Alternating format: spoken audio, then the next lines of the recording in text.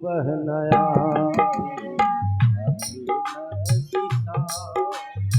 ऐसी सुबह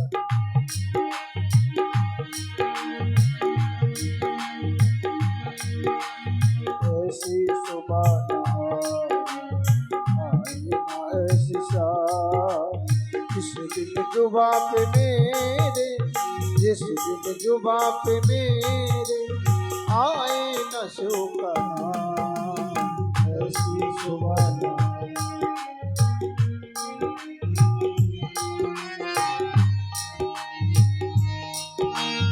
मन मंदिर में वास है तेरा तेरी छवि बसाई मन मंदिर में वास है तेरा तेरी छवि बसाई मन मंदिर में वास है तेरा तेरी छवि बसाई मन मंदिर में वास है तेरा तेरी छवि बसाई प्यासी आत्मा बन के जोगन द्वार तुम्हारे आई प्यासी आत्मा बन के जोगन द्वार तुम्हारे आई मन मंदिर में वास है तेरा तेरी छवि बसाई मन मंदिर में वास है तेरा तेरी छवि बसाई प्यासी आत्मा बन के जोगन द्वार तुम्हारे आई प्यासी आत्मा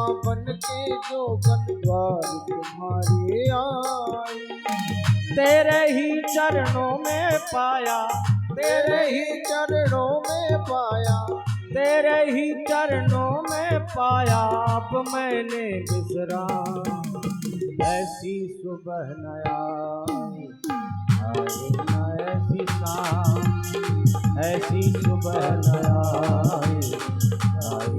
ऐसी शाम जिस दिन जुबा पे मेरी जिस दिन जुबा पे मेरे आए न शुक्राना ऐसी सुबह नया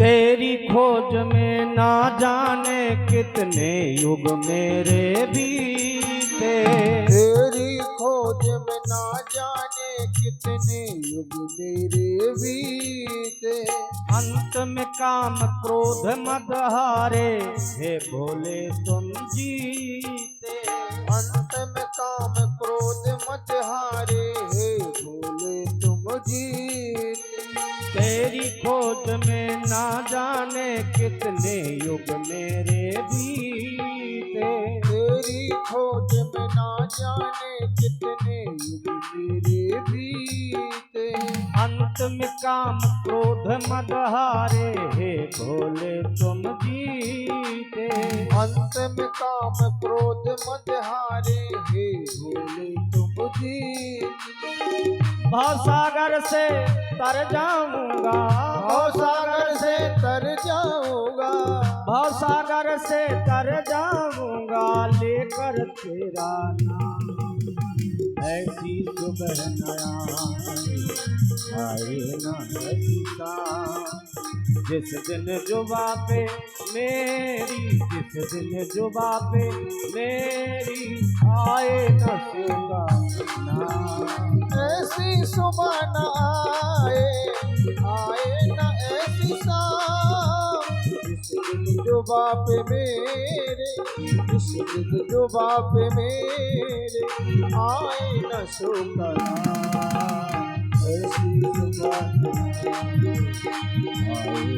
ऐसी शाम, ऐसी सुबह न आए ना ऐसी शाम, जिस दिन जुबा पे मेरी, जिस दिन जुबा पे मेरी आए ना सुबह नाम, ऐसी सुबह न आए।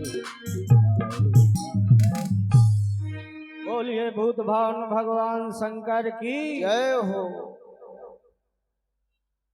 तो जब सबने मिलकर भोले बाबा की स्तुति वंदना करी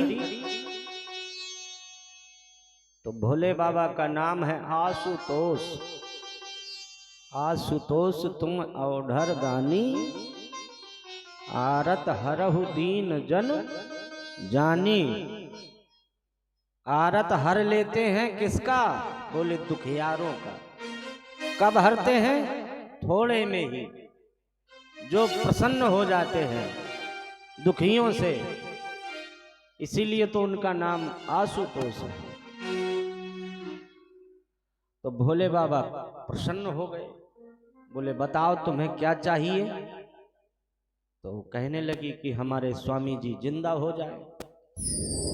वो कटा हुआ धड़ हिल रहा था, लेकिन सर तो है नहीं, तो क्या करें?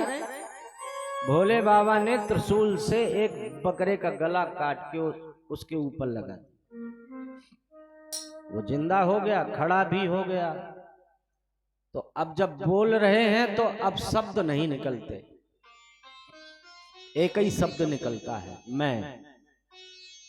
मैं का तात्पर्य होता है अहंकार, अभिमान। ये अभिमानी था ना, भगवान को नहीं झुक रहा है।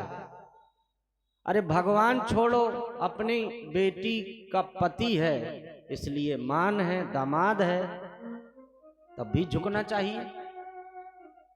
तो न झुकने के कारण अहंकारी था, इसीलिए परिणाम रूप में उसके साथ ऐसा व्यवहार हुआ।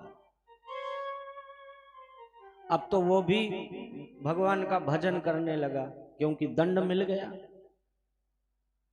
अब भोले बाबा ने जब सती के अधजले शरीर को देखा तो भोले बाबा व्याकुल हो गए।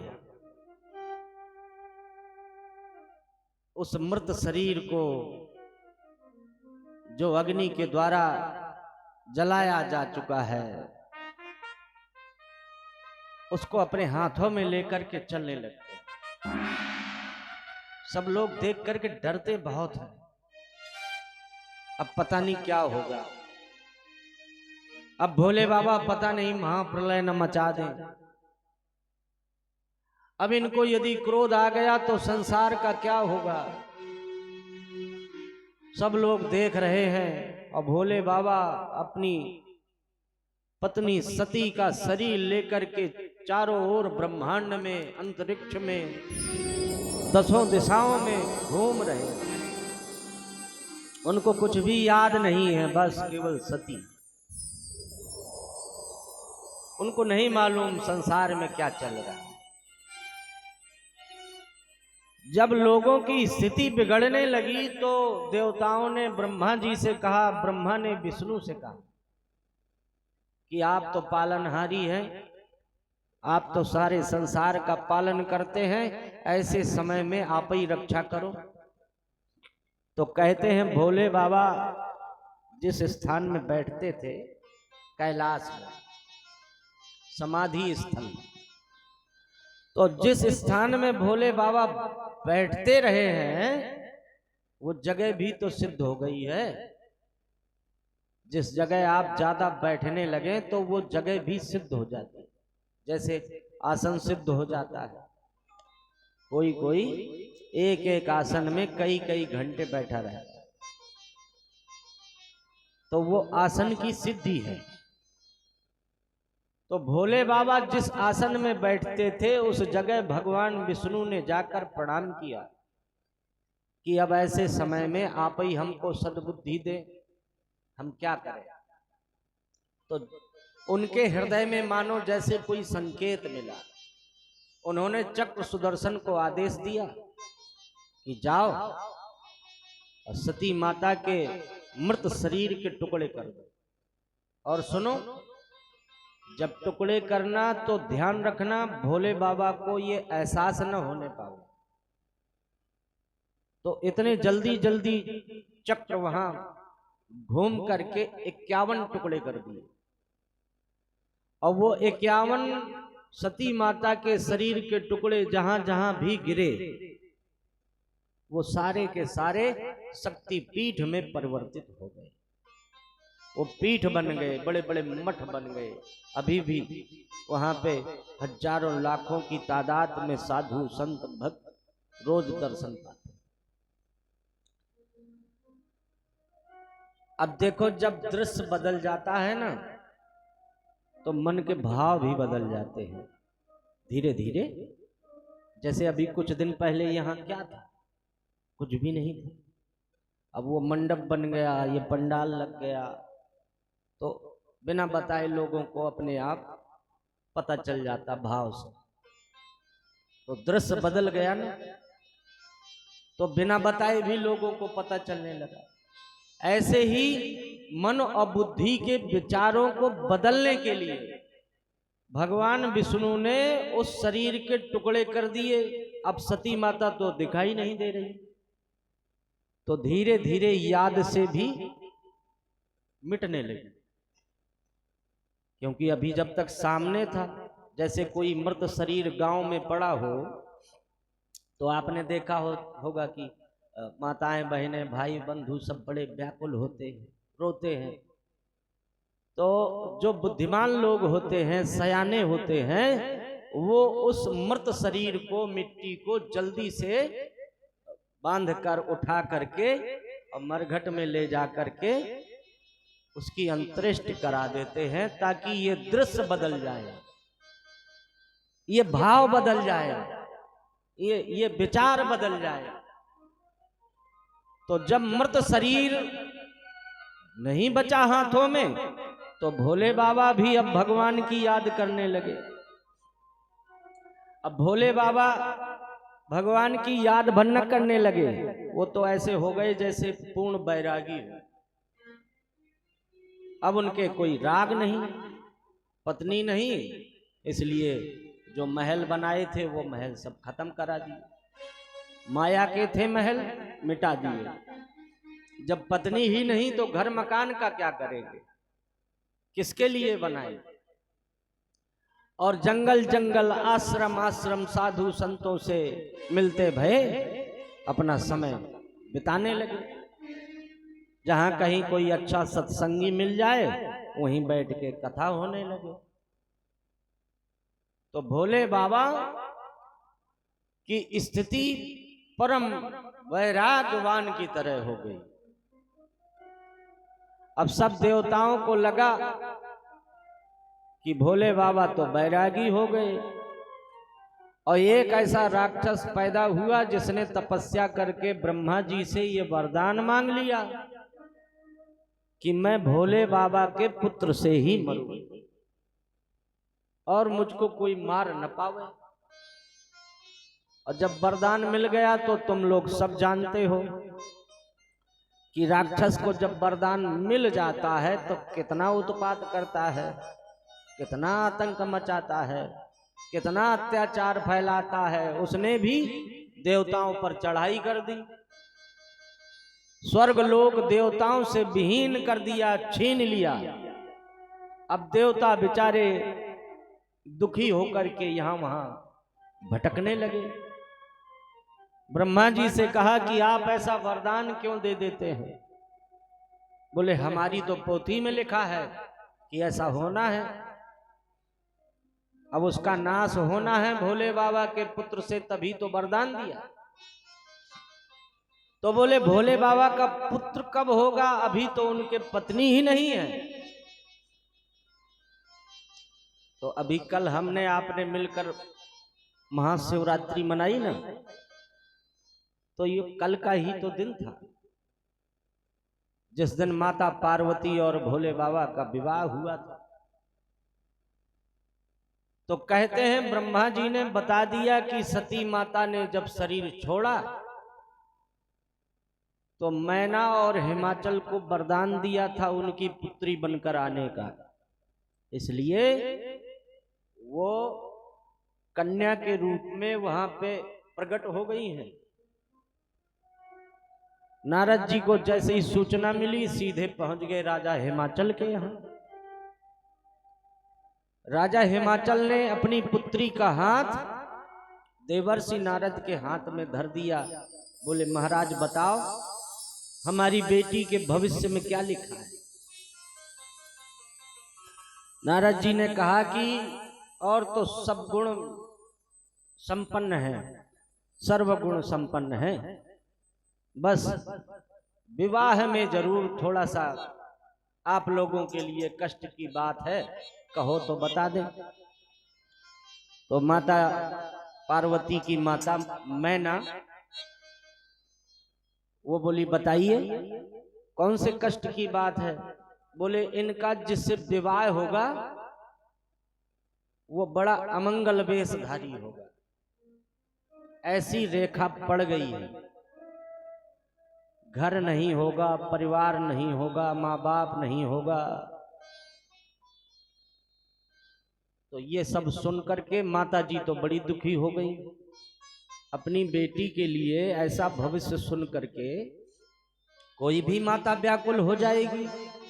वो तो रोने लगी। वो कहती कोई उपाय बता दो। तो बोले एक ही उपाय है। क्या?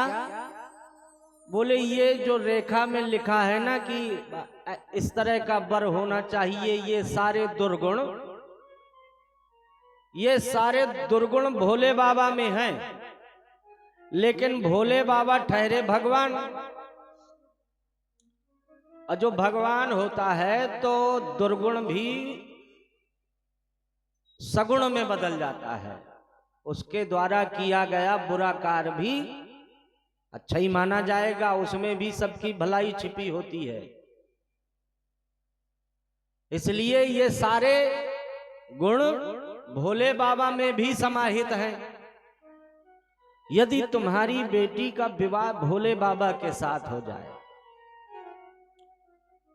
तो भोले बाबा के साथ कैसे हो? माता पार्वती ने पूछा कि वो कैसे मिलेंगे? तो कान में मंत्र फूंक दिया। नारद जी ने पार्वती के कान में मंत्र फूंक दिया, पंचाक्षरी मंत्र, नमः शिवाय।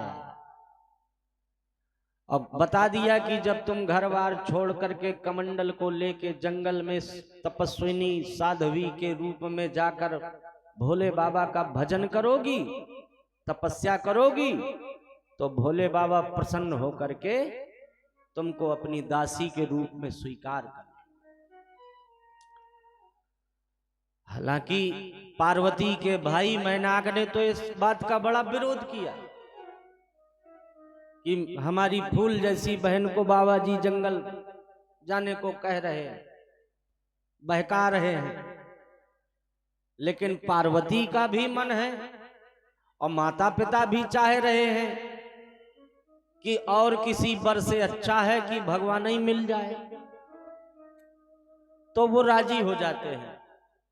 और घर वालों को राजी करके माता पार्वती जंगल में भगवान भोलेनाथ की तपस्या करने लगती